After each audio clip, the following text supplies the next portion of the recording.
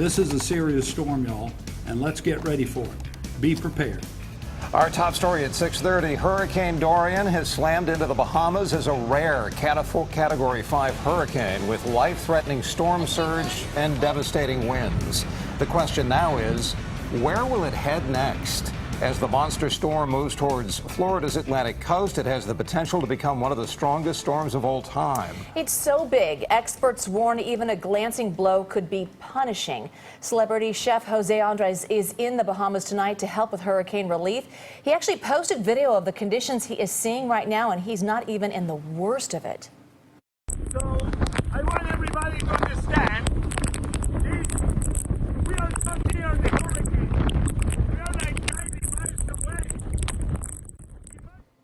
Now, to get a sense of how big this storm really is, the International Space Station captured this video showing Dorian churning across the Atlantic. Reporter Nikole Killion yesterday in Cocoa Beach, now 165 miles north to Jacksonville, Florida, where residents are scrambling to prepare for the worst. Nikole?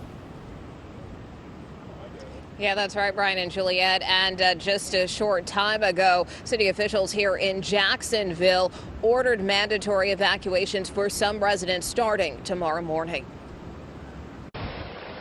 Dorian bore down on the Northern Bahamas as a Category 5 hurricane on Sunday, one of the most powerful to hit the area in modern times. Officials warned islanders to seek shelter if they hadn't already. This is not a time for us to seek to resist. Florida Governor Ron DeSantis urged people to remain vigilant. Hurricane Dorian has been upgraded to a Category 5 storm with now 185 mile per hour sustained winds.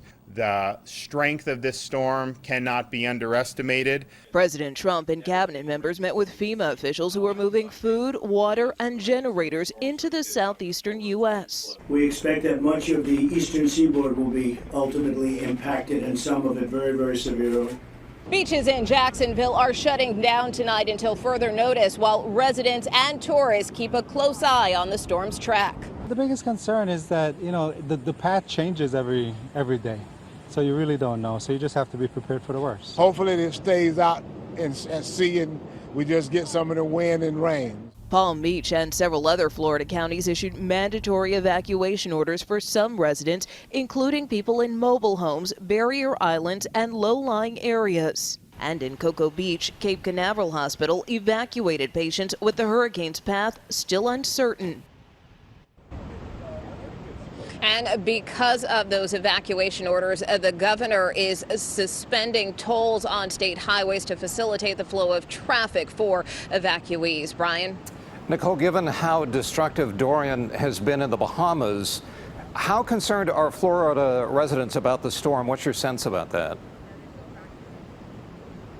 Yeah, I think there's definitely a heightened sense of anxiety now. As you mentioned, we were in Cocoa Beach yesterday, and, people were preparing and going through the motions. But then today, we certainly saw them put those plans into effect in terms of, putting those evacuation orders into effect. We saw that all up and down the coast, whereas yesterday people were kind of taking more of a wait-and-see approach. Now they see that this storm is coming and that it is going to impact the state in some form or fashion. Well, you were in Cocoa Beach yesterday. I'm assuming you went up I-95, about a 2.5-hour drive to Jacksonville. And if you did drive, what is that trip like? Are there a lot of people on the road? Was it fairly hairy, or are the winds fairly light and you haven't really seen that much of an indication of the storm yet?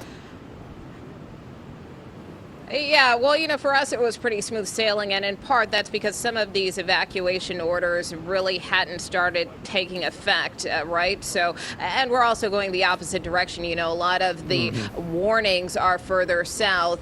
For instance, in Brevard County, where Cocoa Beach is located, further south in Palm Beach County, closer as you go into Central and South Florida. Now, that being said, they're still making preparations here, as I mentioned, but the storm is still probably another 2 or 3 3 days out from being off of these shores. But one thing we did notice, we saw a lot of power trucks going south, and we do know that many of these trucks are coming from other states across the country and trying to stage in areas now so they can be ready to respond should power go out because of the storm. Well, because Dorian's marching north, I'm sure that you will be doing the same in the next few days before and if it makes landfall, maybe Wednesday or Thursday.